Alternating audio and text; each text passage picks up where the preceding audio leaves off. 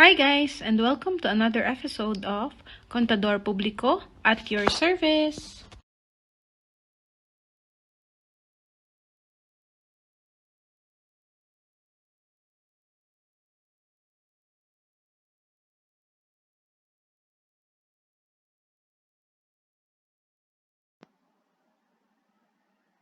Okay, so now magsasolve naman tayo ng isang problem on traditional and activity-based costing. So this problem is in cost accounting subjects.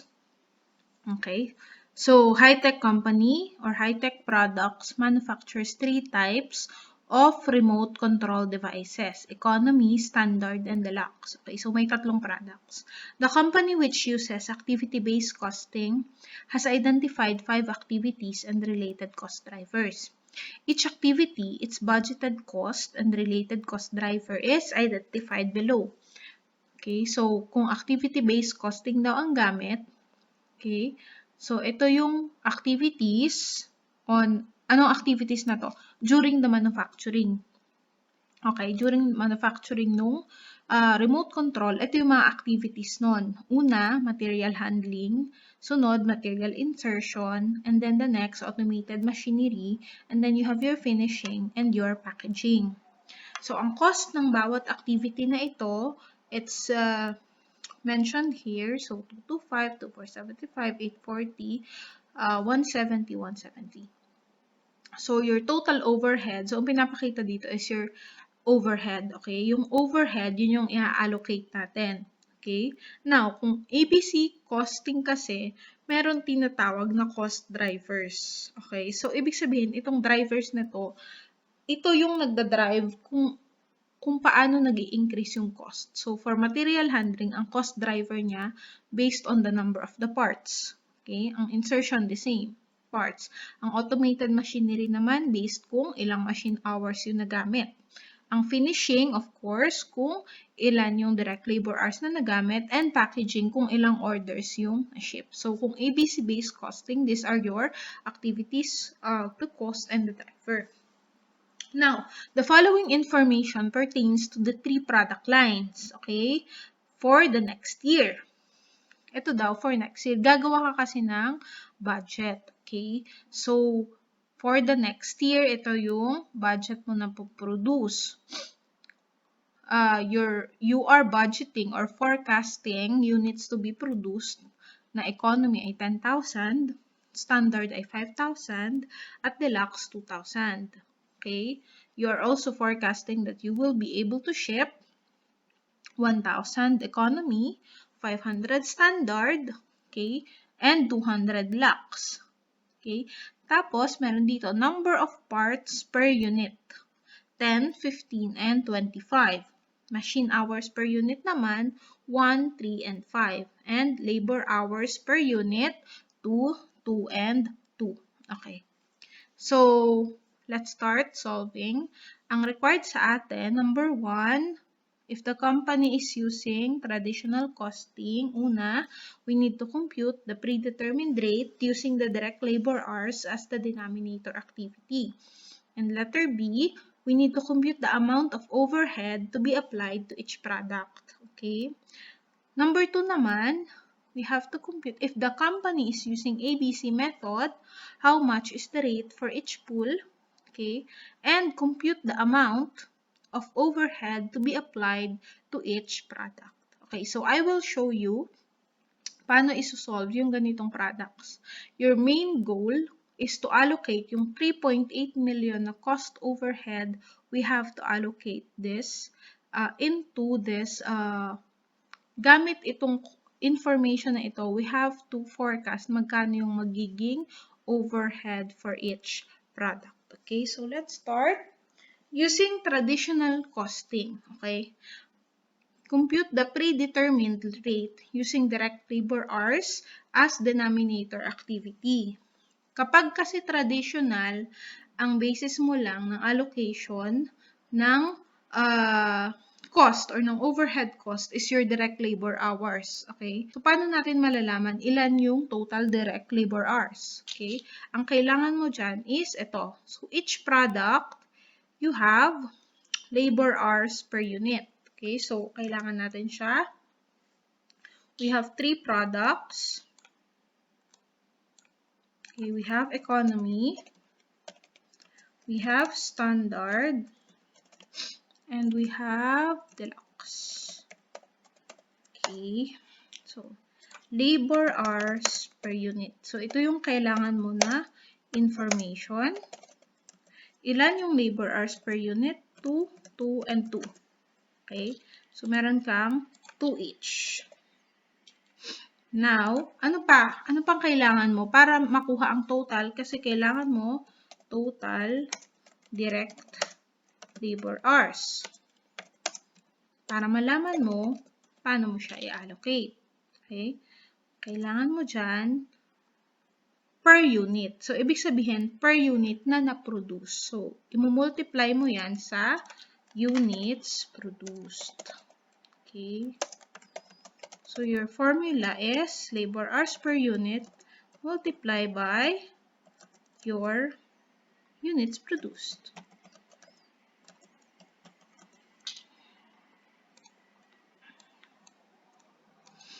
Okay.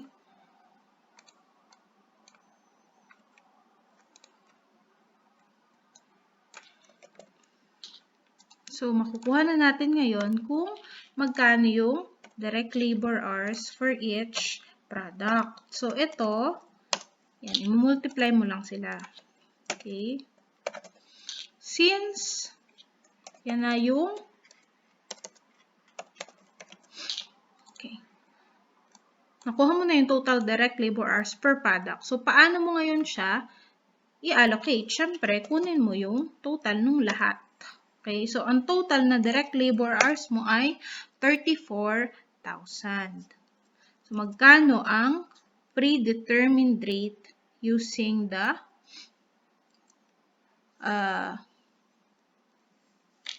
direct labor hours? So, magkano ba yung total overhead cost mo? 3,880. Okay. So, meron kang total cost na 3,880,000. Meron kang total direct labor hours na 34,000.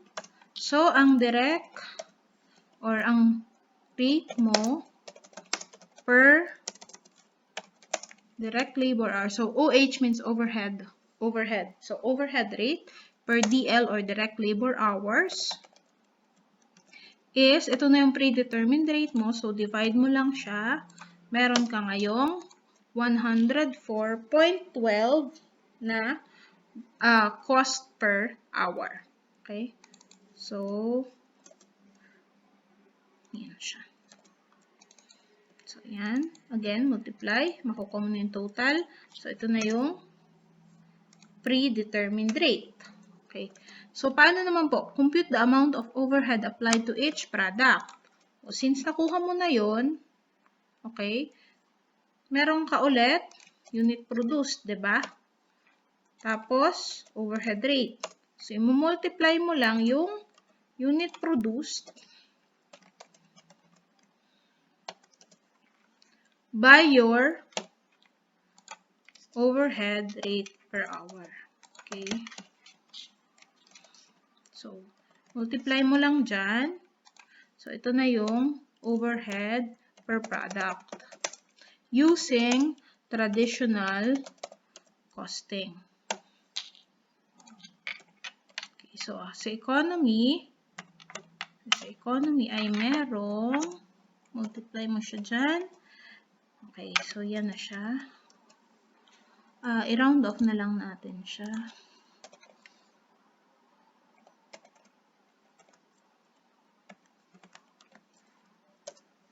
Yan. So, ni-round off ko na lang siya.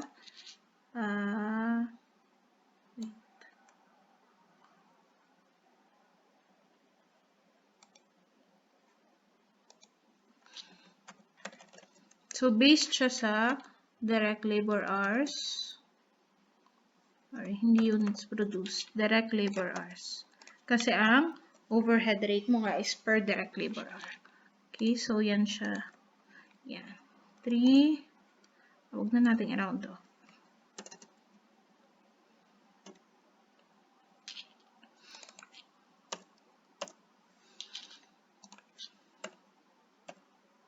So, ito over ito. Yan siya. So, yan. 3,880,000. So, i-round off mo na lang to the nearest peso. So, yan na siya. Okay. So, yan na yung overhead mo per product.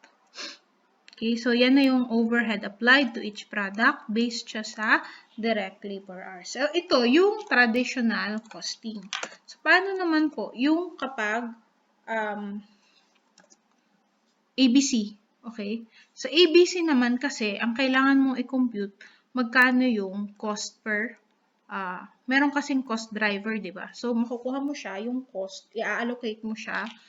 Ito, bawat cost na to, i-allocate mo siya per the cost driver. Okay, so,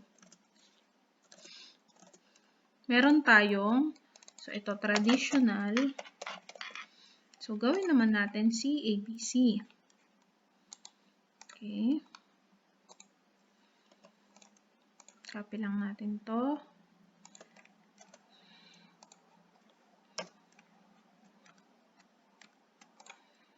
Okay.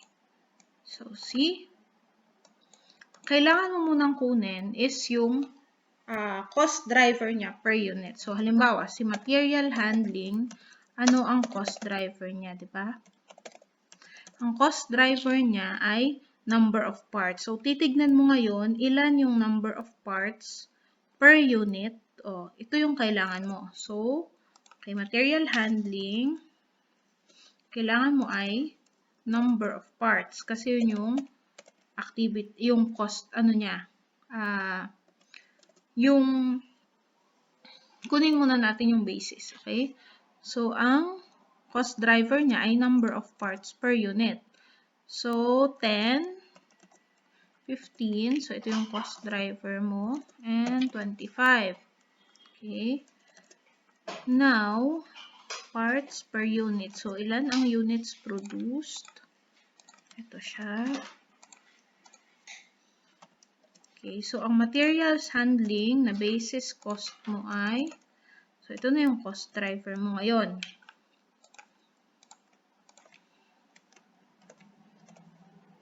Okay. So again, material handling or yung number of parts. Okay, so lagyan natin ito dito. So number of parts per unit. Kasi yan yung cost driver mo, di ba? So ibig sabihin, kada part na napoproduce niya, ito yung material handling niya. Okay, so yan na yun, 225,000. So yan yung allocation no 225,000 na yun. Okay, now material insertion naman tayo. Material insertion.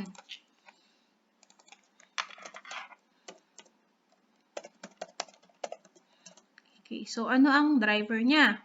Number of parts ulit. Okay, so number of parts tayo per unit. Okay, and of course, kung yan ang per unit, ilan ba yung na-produce mo na unit kada product? Okay, so kada product, ito yung units na na-produce mo. So, i-multiply mo lang ulit yan. So, 10 times, so yan siya. So, ito yung basis mo. Okay? So, paano ngayon yung allocation? Ma'am, yan po pala yung number of parts per unit. So, paano ko po, ano po yung magiging cost niya? Okay, so, material handling, meron kang cost na 225,000, di ba? So, ang cost mo,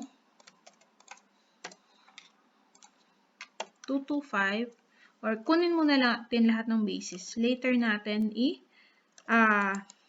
i-compute yan para at least, so, ito yung basis mo.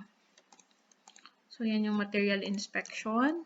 Now, you have automated machinery. para isang compute tayo mamaya. Kunin muna natin lahat ng cost drivers and ano yung gagamitin nating basis for the allocation. Okay, so sabi kasi automated machinery. Ang cost driver niya is machine hours. Okay?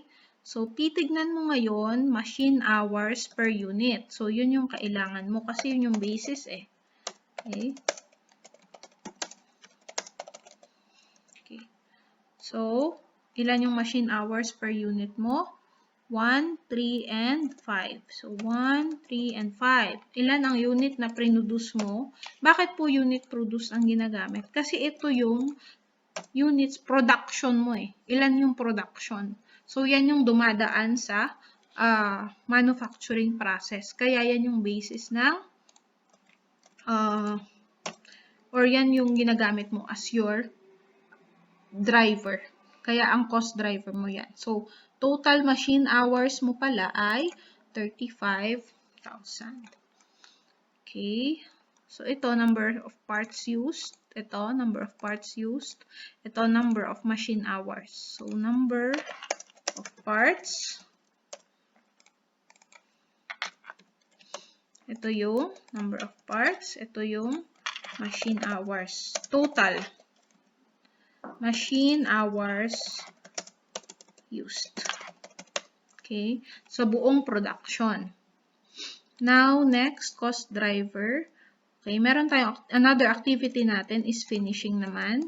Ang cost driver niya, pag ABC costing ay, okay, direct labor hours. Okay, so kung ilang direct labor hours, yon. So, gagamitin natin ay, same nito, direct labor hours per unit. Tapos kung ilan, so, again, which is na-compute mo na to kanina.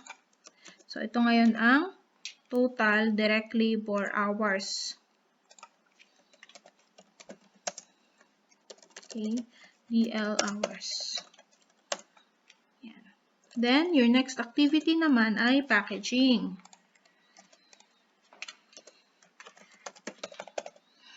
Okay, Economy Standard Deluxe. Okay. Ano ang base or cost driver ng packaging is order shipped. Okay, order shipped daw. Ang order shipped mo ay ito. Okay, so 1,500 and 200. So, yun na yun. Order shipped. Hindi mo na siya kailangan i-multiply kasi ang basis mo na nga ay kung ilang order yung na-ship. Yan na yung basis. Yan na yung cost driver. 200. So, total order shipped ay okay, so ito yung total orders shipped. Paano po kukumputin yung overhead rate for each cost pool? Okay, so meron kang ilang pools? 1, 2, 3, 4, 5. Meron kang 5 cost pool. Ito siya. Diba? Ang material handling, meron kang insertion, and automated finishing packaging. Magkano yung, parang ito siya, oh. Kukumputin mo parang ganito. So, magkano yung overhead cost? Okay, so magkano yung cost mo? Cost mo dito, 225,000. Ito, 2,475. Ito, 840. Ito, 170. Ito, 170. Diba? So, yan na yung total cost. Ngayon, ang kailangan mong kunin ay ang predetermined rate. Predetermined rate. Okay. Simply, ang predetermined rate, okay, ano ba siya? Cost over the total cost driver. Okay, so compute mo na yan kanina. Ang cost driver nito ay total number of parts. So, number of parts. Ito, total number of parts din. Okay, ito, yung machine hours daw. Ito, direct labor hours. Ito, total hours shipped. So, ito ang iyong predetermined rate for each cost pool. So, i-divide mo lang cost divided by your cost driver. So, yan na yung predetermined rate mo. Okay? Or your predetermined overhead rate per activities. Kasi ito yung activities. Ma'am, so paano naman po yung sunod? Compute the amount applied to each product. Okay, so compute na natin yung sa each product. Okay, so material handling.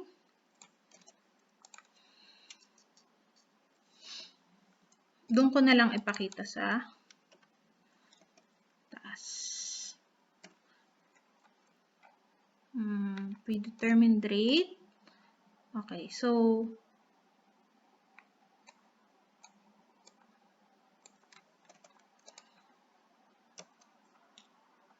gamitin natin yung predetermined rate. Okay, so predetermined rate ay ito. Okay, so ito yung predetermined rate.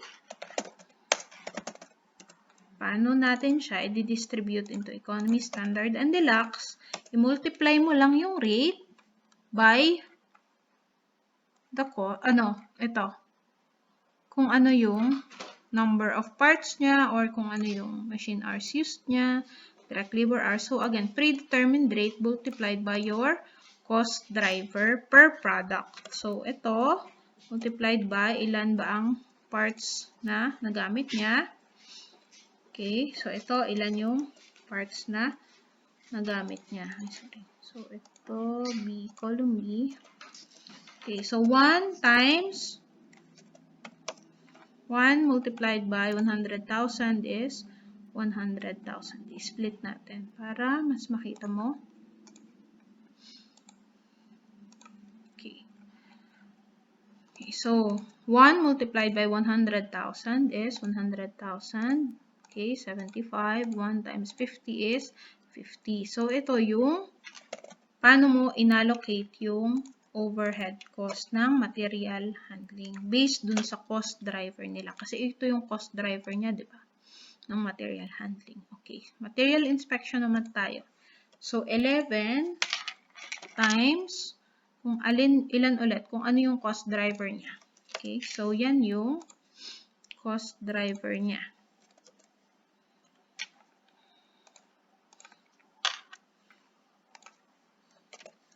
So, 1.1 million ang materials handling niya. Sa kanya 825, sa kanya 550. Okay, so copy lang natin. So, ang total cost mo, yan yung paano mo inallocate yung 2,475,000 na cost mo. Okay, sa automated machinery naman tayo. So, again, cost driver niya ay machine hours used. So, ito ang machine hours used per product, di ba? So, kay economy, kay standard, kay deluxe. So, 24 times 10,000. Yan siya. So, 24 times 10,000. 24 times 15. And, ganun din sa isa. So, 24 times 10. So, tapos kunin mo yung total. So, yan siya. Yan yung paano mo inallocate yung 840,000. Next. Finishing naman. Okay, so ito yung cost driver mo. Ito yung total direct labor hours used niya. So, ang iyong predetermined rate multiplied by ito. So, multiplied by the total direct labor hours per product. Okay. So, okay. Kung makikita mo, may technique ako sa Excel. So, kung ayaw mong mag-move yung column, so lagyan mo siya ng ito, $sign sa unahan. So, mangyayari niyan, i-multiply niya yung ito, 5 times 10,000. So, pag kinapin mo siya dito, hindi siya mag-move tong column. So, 5 times 4,000. Okay, 20,000. So, yan siya. Total, 170,000.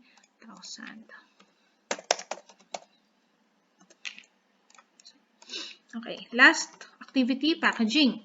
So, multiplied naman natin sa orders shipped. Okay, so ang cost driver mo, order shipped. So, ito na siya. 100 times 1,000. Okay, 100 times 500 and times 200. So, yan na rin yung cost mo per product. Okay, so, i-total mo lang siya. Lahat ng cost niya per activity para makuha mo ang total overhead cost mo per product. And that's it. That's how you solve your, so ito na yung overhead cost using your ABC costing per product. So, yun. So, ABC costing. Hope that this helps.